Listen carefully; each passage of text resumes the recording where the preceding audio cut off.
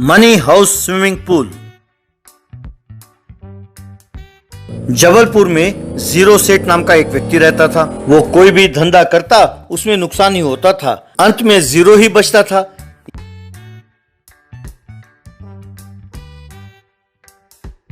इसीलिए लोग उसे जीरो सेठ कह के बुलाते थे। एक दिन जीरो सेठ अपने पिताजी रतनलाल के पास गया और पिताजी, इस दुनिया में किसी व्यक्ति को उसके बाप से ज्यादा और कौन विश्वास कर सकता है। इसलिए अब मैं एक नया सा स्विमिंग पूल का बिजनेस शुरू करना चाहता हूँ। मुझे एक 10 लाख रुपए दीजिए पिताजी, इसमें इन्वेस्टमेंट के लिए। बेटे, मैंने तो बड़े प्यार से तुम्हारा नाम करोड़पति रखा था, पर तुम हर धंधे में इस तरह बेड़ा गर्क करते हो तो कोई तुम पर भरोसा करता नहीं। तो अब मैं तुम्हारा बाप कैसे तुम्हारा भरोसा कर लूं बेटा। तुमने एक आध नहीं बेटा, अब तक 10 अलग अलग धंधे कर चुके हो। हर धंधे में नुकसान ही नुकसान है। अब तक तुम 4 करोड़ रुपए डुबो चुके हो। बस बहुत हो गया बेटे, अब तो मुझे तुम्हारी होशियारी पर भरोसा करने से डर लगता है बेटा। इसलिए तुम्हारे इस स्विमिंग पूल के धंधे के लिए मैं तुम्हें कोई मदद नहीं दूंगा बेटा। मेहरबानी करो कि इससे पहले कि मैं राक्षस बन जाऊं, यहाँ से दफा हो जाओ। तब लाचार होकर जीरो सेठ सड़क पर चलने लगा। वो पैदल चलते चलते अपने मन में, जब जन्म देने वाला बाप ही भरोसा ना करे तो दुनिया में और कौन करेगा मुझ पे। मुझे कोई उधार तो देगा नहीं, मैं कोई बिजनेस शुरू कर नहीं सकता। लगता है जीना ही बेकार है। मैंने स्विमिंग पूल बनाने के लिए जो जमीन खरीदा है उसी में एक गड्ढा खोदकर उसमें कूद के मर जाता हूँ। यूं सोचकर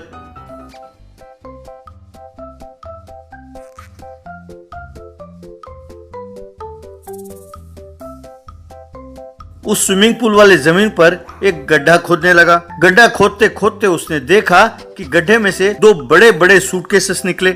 उन सूटकेसेस को खोलकर देखा तो उसमें बस रुपए ही रुपए थे। सब एकदम नए कड़क नोट थे। अरे वाह, मैं तो यहाँ पे मरना चाहता था और ये सब नए नए नोट। अरे इनसे स्विमिंग पूल तो क्या, मैं तो यहाँ पर एक रिसोर्ट बना सकता हूँ। पर क्योंकि ये जमीन मैंने स्विमिंग पूल बनाने के लिए खरीदा तो यहाँ पर स्विमिंग पूल ही बनाता हूँ। अभी मैं मिस्त्री को बुलाता हूँ। कहकर मिस्त्री को बुलवाया। जब मिस्त्री आया, अरे सुनो मिस्त्री, मुझे यहाँ पर एकदम बढ़िया लग्जूरियस स्विमिंग पूल चाहिए। तुम पैसों की चिंता ना करो। अभी कल ही लक्ष्मी देवी ने मेरे घर का दरवाजा खटखटाया था, इसलिए पैसों की चिंता नहीं है। मेरे बुलाने पर तुम उतनी दूर से आए, ये 2 लाख रुपए रख लो कन्वेंस के नाम पर। उन पैसों को देखकर मिस्त्री हैरान हुआ। बेटा, ये सच है या सपना? अरे कल तक तो तुम्हारे पास चाय पीने के लिए 10 रुपए नहीं थे, मैं जानता हूँ, और आज ये 2 लाख रुपए यूं उठाकर फेंक रहे हो।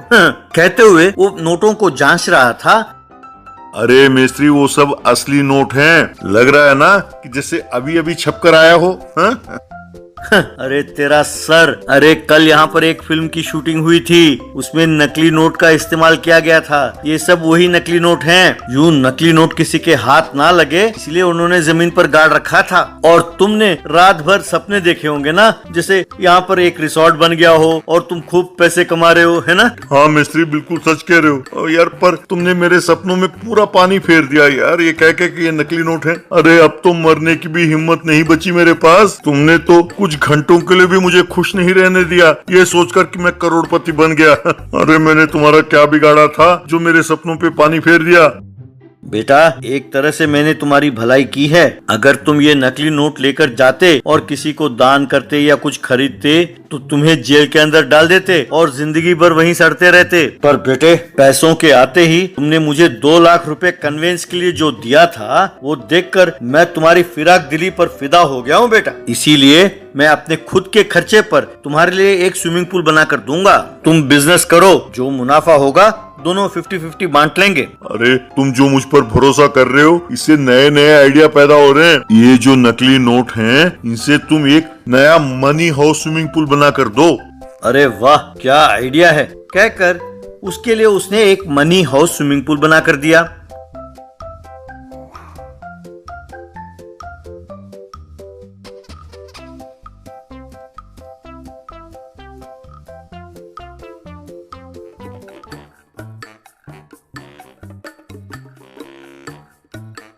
ये देखकर लोग, अरे वाह, मनी हाउस स्विमिंग पूल बहुत बढ़िया है, ऐसा हमने पहले कभी नहीं देखा, कहकर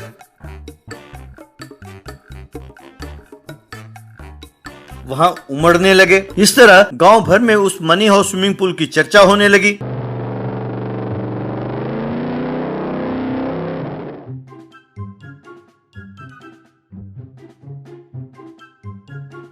एक दिन रतनलाल अपने बेटे जीरो सेठ को ढूंढता हुआ वहां पहुंचा। बेटे, मैंने तुम्हें कम आंका था बेटे, जेब में एक कौड़ी नहीं थी, फिर भी तुमने इतना बढ़िया स्विमिंग पूल बनाया। मुझे हर रोज फोन पर फोन आते रहते हैं बेटा। हर कोई कहता है तुम्हारे बेटे ने मनी हाउस स्विमिंग पूल बनाया है, सुना है बहुत बढ़िया है। अब तक तुमने जितने पैसे गंवाए हैं, एक सेठ ने आकर उससे ज्यादा पैसे ऑफर किया है। वो इस मनी हाउस स्विमिंग पूल को खरीदना चाहता है। हमने अगर इस स्विमिंग पूल को उसे बेच दिया तो हम दोबारा किंग बन जाएंगे बेटा। मेरे बात मान लो मेरे लाल। आप सही कह रहे हो पिताजी, पर ये सब उस मिस्त्री के पैसे हैं। मेरा तो सिर्फ आइडिया था। अब उससे पूछना पड़ेगा वो क्या चाहता है। तभी वहां मिस्त्री पहुंचा। अरे मिस्त्री देखो ये क्या कहता है, इतना बढ़िया ऑफर आया है स्विमिंग पूल बेचने के लिए। कहता नहीं बेचेगा, कहता है ये सब मिस्त्री के पैसे हैं, उससे पूछना पड़ेगा। बच्चा है ना। सही तो कह रहा है रतनलाल जी। दुनिया के साथ साथ आपने भी मिलकर इसे जीरो सेट कह के इसका आपने बिल्कुल प्रोत्साहन नहीं किया, पर उसके अंदर एक बिजनेसमैन छुपा है। उस पर भरोसा करके मैंने ये पैसे डाले हैं। बेटे, मुझे कोई आपत्ति नहीं है अगर तुम बेचना चाहते हो।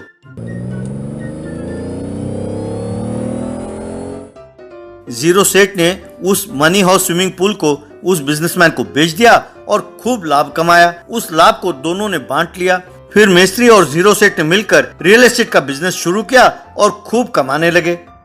Magical scooter boat. निर्मल नाम का एक गांव था। उस गांव और शहर के बीच में एक नदी बहता था, इसलिए किसी को गांव से शहर जाना हो तो नाव से ही जाना पड़ता था।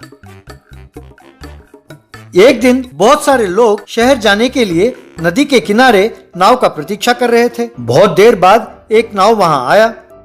गांव की सरपंच देवी नाव वाले से, क्यों राजेश, इतनी देर लगा दी? मैंने कल ही तुम्हें बोला था ना कि मुझे एमएलए साहब से मिलने जाना है। मैडम, आपने कहा था शहर जाना है, आपने एमएलए से मिलना है नहीं कहा था। अगर आप वो बात कल ही कह देते तो मैं प्रबंध कर देता, फिर आपको एमएलए तक जाने की जरूरत ही नहीं पड़ती। तुम मेरा क्या काम करोगे? पागल हो क्या? और ये क्या, मैंने सुना है कि तुम लोगों से ज्यादा पैसे किराए के ले रहे हो। मैडम, आप टेंशन ना लो। आप इस गांव के सरपंच होंगे, पर मैं एमएलए का खास आदमी हूँ। उन्हीं की वजह से मुझे ये नाव का कॉन्ट्रैक्ट मिला है, तो आप समझ जाओ कि मैं कितना पहुंचा हुआ हूँ। बस आपकी मदद करना चाहता था। जहाँ तक किराए का सवाल है, उससे आपको क्या मतलब? राजेश, तुम ज्यादा बोल रहे हो। वैसे तुम मेरी क्या हेल्प करोगे? अपना काम ठीक से करो, वो काफी है। राजेश ने देवी को नाव में बिठाकर दूसरी ओर शहर ले जाकर छोड़ा। एमएलए से देवी, सर, हमारे गांव को शहर से जोड़ने के लिए एक पुल बांधना होगा। लोगों को नाव से पार करने में दिक्कत होती है। तुम निर्मल गांव की सरपंच हो ना? सुना है कि तुम लोगों के सामने राजेश पर बहुत चिल्ला रही थी। तुम अपने आप को समझती क्या हो? तुम कोई मिनिस्टर हो? दोबारा तुम्हारी शिकायत आई तो मैं तुम्हें अपॉइंटमेंट भी नहीं दूंगा। चलो जाओ यहाँ से। तुम्हारे गांव के लिए कोई पुल नहीं बनेगा। राजेश के भरोसे ही रहना होगा। बेचारी देवी दुखी होकर वहां से चली गई। देवी के पिताजी ने देवी को दुखी देखकर अपने जान पहचान के स्कूटर मैकेनिक को बुलाया। देवी से उसके पिताजी, देखो बेटा, इसका नाम विक्की है, बहुत होशियार है। अभी अभी वो शहर से आया है, काफी पढ़ा लिखा है। कोई परेशानी हो तो बताओ, ये तुम्हारी मदद करेगा।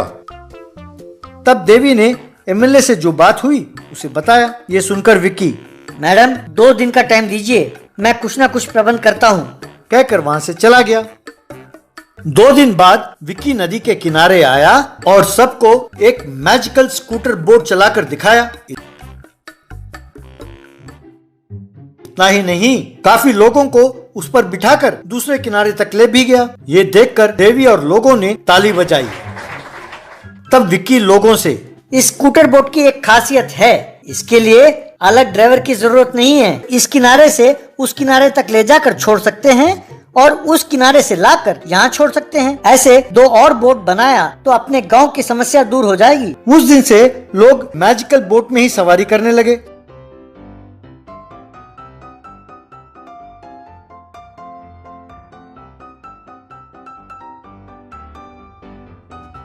राजेश के नाव में लोगों ने जाना बंद कर दिया। तब राजेश वहां आकर देवी और लोगों से, तुम लोग ये सब क्या कर रहे हो? यहाँ नाव चलाने का कॉन्ट्रैक्ट मेरा है।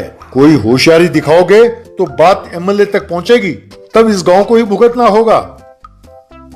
तो जाओ करो शिकायत तुम्हारे एमएलए से, कम वक्त। कहकर डांटा। तब राजेश ने जाकर एमएलए को सब कुछ बताया।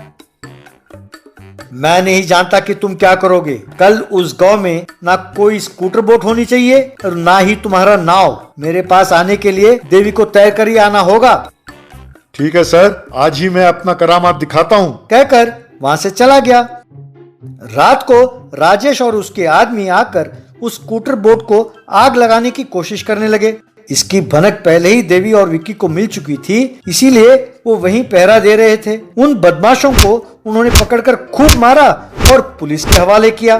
फिर राजेश की हरकत को टीवी में प्रसार किया। उसे देखकर कलेक्टर ने एक पुल बनाने का सैंक्शन किया।